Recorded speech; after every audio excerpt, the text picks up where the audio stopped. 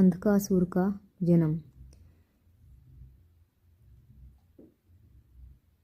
एक समय घोर अंधकार से भरे एक वन में शिव और पार्वती खेल रहे थे। पार्वती ने प्रेम से शिव की आंखें ढक दी और उसी क्षण संसार डूब गया। उनके स्पर्श से उत्पन्न अंधकार की ऊर्जा से एक बालक प्रकट हुआ। काला, तेजस्वी, अग्नि की भांति आंखें, दिव्य आकाशवाणी। यह अंधक है, अंधकार का जन्मा। पर एक दिन अंधकार को ही निगल जाएगा। शिव ने उस बालक को असुर राज हिरण्यकश्यप को सौंप दिया, जो वर्षों से संतानहीन था। हिरण्याक्ष ने अंधक को पालने में कोई कमी नहीं छोड़ी। युद्ध कला, मायावी शक्ति, तंत्र सब सिखाए। अंधक बढ़ता गया, बिना आंखों के प्रकाश के, पर भीतर अग्नियों का तूफान लेकर। एक दिन उसने वरदान पाने के लिए कठिन तप किया। ब्रह्मा प्रकट हुए। उन्होंने कहा, वर मांगो अंधक।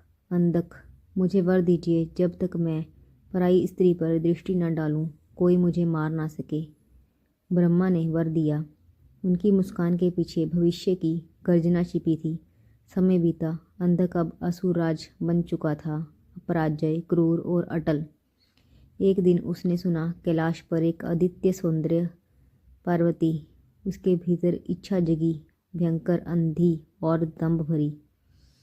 अंधक, जो सुंदर है वह मेरा है, जो शक्ति है वह मेरी दासी है।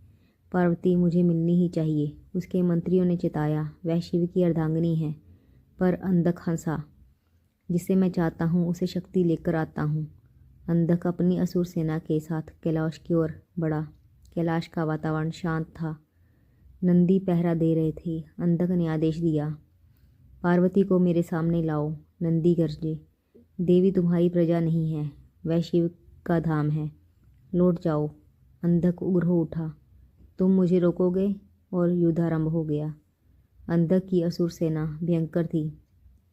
गणों ने पूरा बल लगाया, किंतु असुरों की संख्या पर्वत जैसी। दृश्य महाकाव्यात्मक। पर्वत शिखरों की कंपन, आकाश में उठती भस्म, असुरों के गर्जन, गणों के दैवीय ललकार। अंधक स्वयं आगे बढ़ा और नंदी का पराजित कर दिया। फिर वह पार्वती की ओर बढ़ा। अंधक, देवी आपके लिए आया हूँ, चलिए मेरे साथ। पार्वती शांत खड़ी थी, पर उनकी आंखों में ऊर्जा का भंवर था। अंधक जैसे ही आगे बढ़ा, कैलाश थरथरा उठा, मौन टूट गया। तांडव की गूंज उठी। शिव प्रकट हुए, रुद्र रूप में। जटाओं में अग्नि गिर रही थी, नेत्रों में ब्रह्मांड का प्रकोप। शिव, तू शक्ति को वस्तु समझने लगा है, यही तेरा पतन करेगा। अंधक हंसा, तुम मुझे मार नहीं सकते, ब्रह्मा का वरदान है मुझे। शिव बोले, और ब्रह्मा का वरदान ही तेरा विनाश लिख चुका है। युद्ध आरंभ हुआ। अंधक के हर घाव से नए अंधक जन्म लेने लगे। वह अविनाशी, अनंत, भयानक था। शिव ने गणों को बुलाया, वीरभद्र, महाकाल, त्रिपुरारी, भैरव, चंड, प्रचंड। सभी असुरों को रोकते रहे, पर अंधक बार बार पुनर्जीवित होता रहा।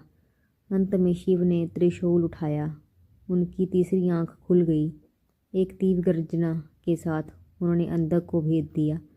अंधक की आवाज़ गूंजी, वरदान मुझे बचाएगा, तुम मुझे मार नहीं सकते। शिव बोले, मैं तुम्हें नहीं मारूंगा, तुझे शुद्ध करूंगा, भस्म करूंगा नहीं, ब्रह्म ज्ञान दूंगा। उन्होंने अपने त्रिशूल से अंधक की सभी पुनर्जीवित परछाइयों को समेट लिया और उसे अपनी शक्ति से शुद्ध किया। अंधक का अहंकार जल चुका था। वह शिव के चरणों में गिर पड़ा। हे प्रभु, मुझे क्षमा करे, मैं अंधकार था, पर आपने मुझे प्रकाश दिया। शिव ने उसे उठाकर कहा, अब तू गणेश्वर होगा, मेरे गणों का प्रमुख। जो अंध था अब मार्ग दिखाएगा। अंधक का नया नाम पड़ा, अंधक गणाध्यक्ष। कैलाश शांत हो गया।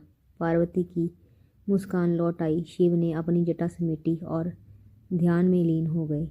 इस प्रकार अहंकार का साम्राज्य ढहकर शक्ति का दीप प्रज्वलित हुआ।